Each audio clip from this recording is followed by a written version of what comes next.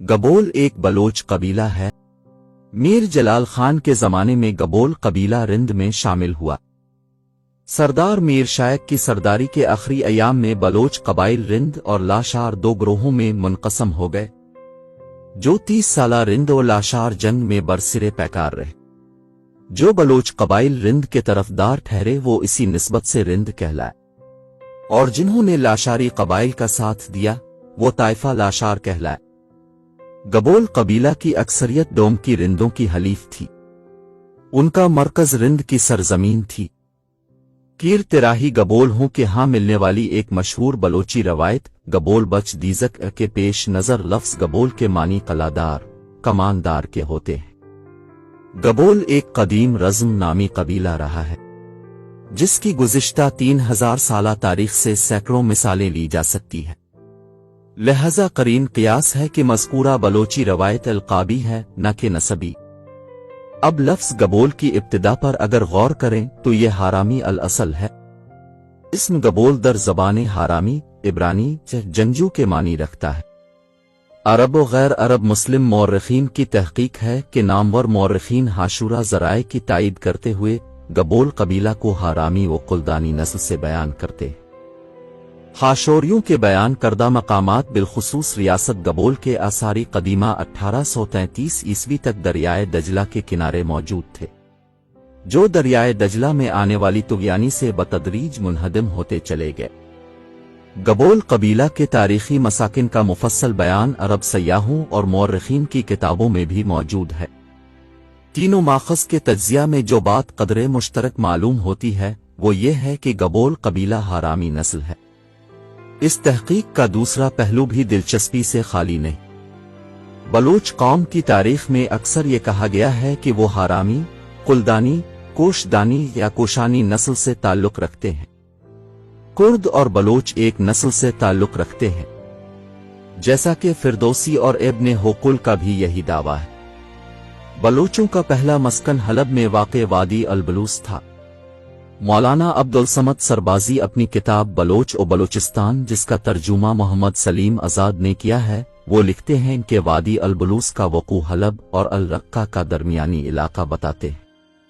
वादी अल-बलूस की बयान करदा हुदूद में गबोल कबीला रुसताई गबोल में ज़माना कब्ल मसीह से मौजूद है। शाम के इस खित्ते के गबोल बदवी कबाइल में शुमार होते हैं, जो गिरोह बैन अल नारेन और तुर्की की जानिब निकल गए वो कुर्द कबीले में शामिल हैं, और जो ईरान की हुदूद में जा पहुंचे वो बलोच शुमार होते हैं। दर हकीकत ये बलोच कौम की तश्कील के मराहिल हैं। कुर्द व बलोच दरअसल अरब के बादिया नशीन कबाइल हैं, जिन्हें कभी आरम्मी, कुलदानी, कोशानी तो कभी कुर्द अकोच ओ बलोच कहा गया है। आसारी कदीमा हाशुरिया में वैसे तो 40 के करीब हारामी व कुलदानी कबाइल का तफसीली तज़किरा किया गया है, मगर 4 कबाइल ऐसे हैं जिनका बयान शहनशाहाने हाशुरिया की दस्तावेज़ात में भी बकसरत मिलता है, और फी ज़माना भी वो कुर्दिस्तान के रियासत में मौजूद हैं, जिनका ताल्लुक तुर्की, इराक, ईरान, शाम से है। वो अहम कबाइल गबोल, बुक्टी, कलमत्ती या करमत्ती और मरी हैं। हाशुरूहे के बयान करदा कम व बेश इन 40 हारामी कबाइल की फहरिस्त में से अहम तरीन और कसीर तादाद में कबाइल गबोल और बुक्टी थे। बुक्टी कबीले की जाए वकू रियासत गबोल की शुमाली सरहद से मुल्हक थी। दोनों कबाइल इराक के मशहूर तकरीब के नवा में वाक़े अरफा में भी आबाद थे, और ताहाल इन दोनों ताइफों के मसाकिन में से एक कुर्दिस्तान में दजला के किनारे वाक़े अरफा भी है।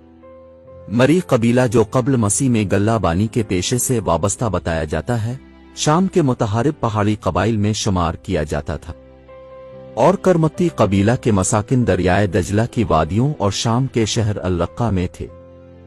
अरब और गैर अरब मुस्लिम मौर्रिखीन ने अपनी तसनीफात में गबोल कबीला को तफसील से बयान किया है।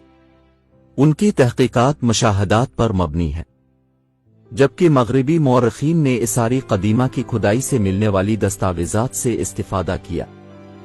सबसे अहम बात यह है कि दोनों फरीक इस बात पर मुत्तफिक हैं कि गबोल कबीला अरब के बादिया नशीन हारामी व कुलदानी गिरोह से ताल्लुक रखता है। उनका अव्वलीन तज़किरा 12वीं सदी क़ब्ल अज़ मसीह से शुरू होता है।